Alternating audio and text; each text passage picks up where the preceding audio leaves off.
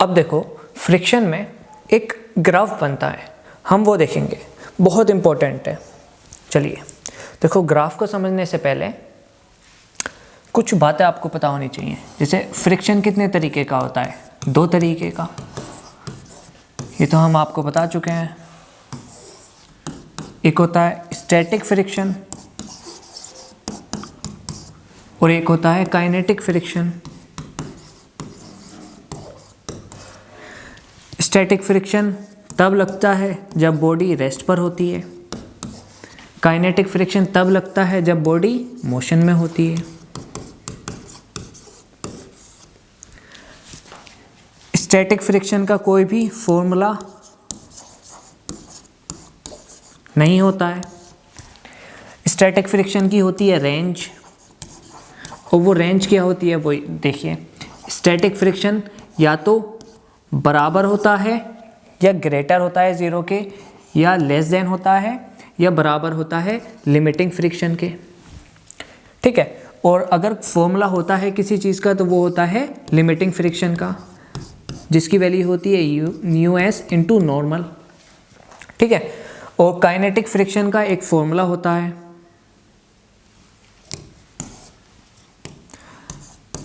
जिसकी वैल्यू होती है म्यू के इंटू नॉर्मल। ये सब तो आप पढ़ चुके हो, ठीक है। और सबसे इंपॉर्टेंट बात कि स्टैटिक फ्रिक्शन जो होता है वो होता है वेरिएबल, जबकि काइनेटिक फ्रिक्शन जो होता है वो होता है कांस्टेंट, ठीक है। तो ये बात आपको पता है। अब एक बात और ध्यान रखो, वो बात ये है कि हमने प्रैक्टिकली देखा, एक्सपेरिमेंटली देखा कि जो लिमिटिंग फ्रिक्शन की वैल्यू होती है ना, वो ज़्यादा होती है काइनेटिक फ्रिक्शन की वैल्यू से, ठीक है। मतलब स्टैटिक फ्रिक्शन की जो मैक्सिमम वैल्यू होगी वो काइनेटिक फ्रिक्शन की वैल्यू से ज़्यादा होती है। ये बात ध्यान रखो, ठीक है। और एक बात ये ध्यान रखो कि स्टैटिक फ्रिक्शन वेरिएबल होता है और काइनेटिक फ्रिक्शन कांस्टेंट होता है, ठीक है। चलिए अब देखते हैं ग्राफ। देखो ग्राफ किस किस के बीच में होगा? एक फ्रिक्शन के बीच में होगा और अप्लाइड फोर्स के बीच में। चलिए ठीक है, देखो अगर बॉडी रेस्ट पर है, अप्लाइड फोर्स 0 है, तो हमारा फ्रिक्शन भी 0 लगेगा। जैसे ही आपने कुछ अप्लाइड फोर्स बढ़ाया तो फ्रिक्शन भी बढ़ता जाएगा, बढ़ता जाएगा, बढ़ता जाएगा, बढ़ता जाएगा, बढ़ता जाएगा, बढ़ता जाएगा, और एक पॉइंट ऐसा आएगा कि वो अपनी मैक्सिमम स्टैटिक फ्रिक्शन की पॉइंट पर पहुंच जाएगा। उसको हम कहते हैं लिमिटिंग फ्रिक्शन। मैंने क्या बोला?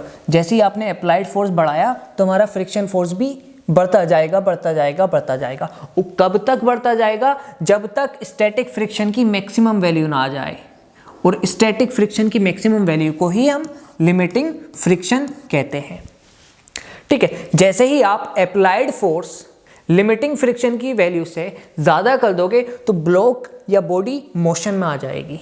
जब मोशन में आ जाएगी तो कौन सा फ्रिक्शन लगेगा? Limiting friction.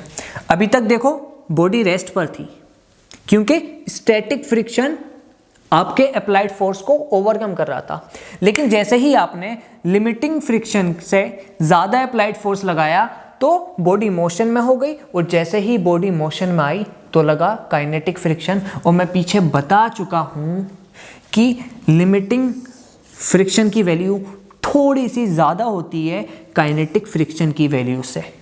तो जैसे ही बॉडी मोशन में आएगी तो फ्रिक्शन की वैल्यू थोड़ी सी घटेगी, फिर कांस्टेंट हो जाएगी। ये कांस्टेंट इसलिए हुई क्योंकि काइनेटिक फ्रिक्शन कांस्टेंट होता है, ठीक है।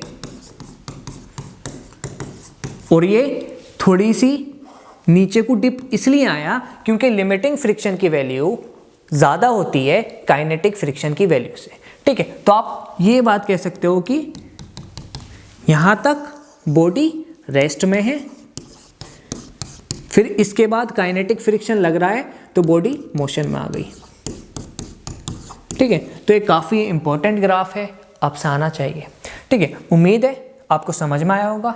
Thank you.